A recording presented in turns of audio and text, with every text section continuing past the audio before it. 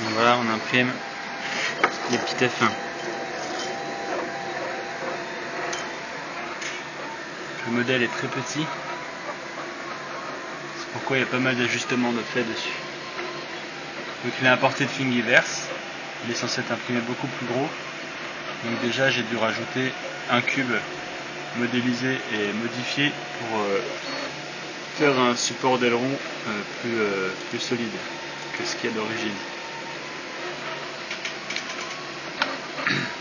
Donc après j'ai dû générer pas mal de supports. Voilà.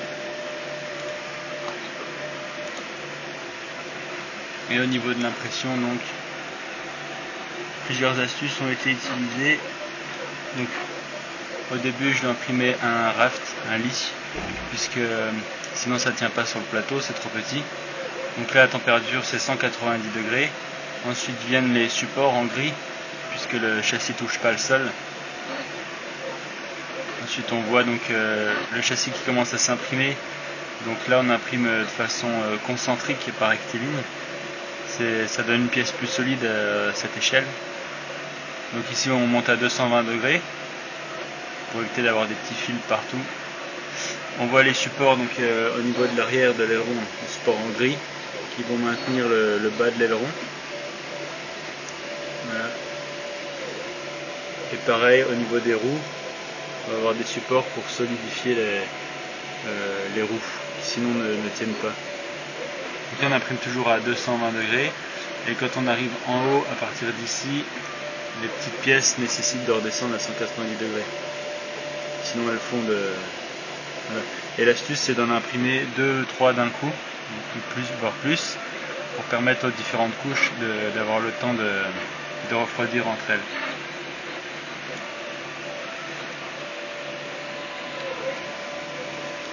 Au niveau des settings, donc ici rien de particulier. Au niveau des couches, donc 5 couches solides au-dessus, 4 en dessous et surtout 5 de périmètre, ce qui permet vraiment au niveau du cockpit ici de ne pas avoir de trous.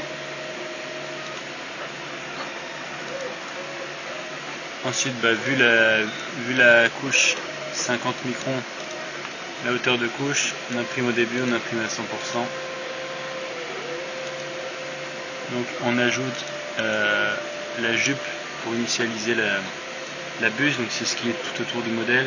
Le raft c'est ce qui est en dessous, avec donc effectivement juste une couche, on n'a pas besoin de plus, et bien éloigné du modèle pour pouvoir le décoller.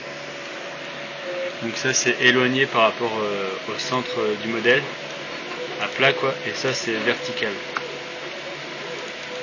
Au niveau du remplissage, donc ici concentrique, faire le tour, et pas balayer en diagonale à l'intérieur du modèle. Les supports, donc ça c'est ce qui va tenir les ailerons ou se mettre en dessous de la voiture. Donc 60% pour avoir le bon tracé. Donc ça c'est beaucoup de tests pour en arriver là. Et 180 degrés pour être dans la bonne orientation par rapport à comment on imprime le modèle. Là aussi ça permet de bien couvrir le dessous du châssis. La température, donc le plateau à 60 degrés pour que ça colle.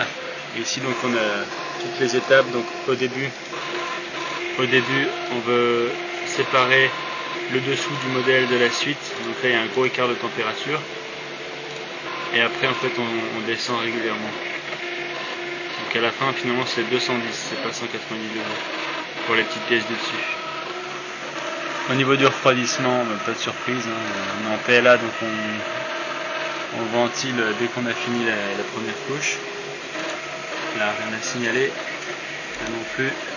Au niveau de la vitesse, donc on va vraiment doucement vu la taille du modèle. On fait comme on a ralenti la vitesse, j'ai augmenté les pourcentages pour les autres vitesses. D'ailleurs pour les supports, pour le remplissage, les vitesses c'était où ? Voilà, la première couche 70%, d'habitude c'est 35%. Mais bon après il faut quand même que la tête bouge quoi. Donc comme ici j'ai baissé, d'habitude c'est plus 60, j'ai baissé par 2, je vais donc augmenter les autres pourcentages. Pareil, le mouvement à vide, je l'ai baissé pour éviter d'arracher les pièces. Ici, simplement, j'ai coché ça parce que le modèle est assez compliqué au niveau du STL. Donc là, c'est simplement s'il y a des trucs géométriques qui se touchent pas, il les relie entre elles. S'il y a un problème dans le fichier, quoi. Voilà, c'est un peu tout. Voilà. Ce qui permet d'imprimer la F1.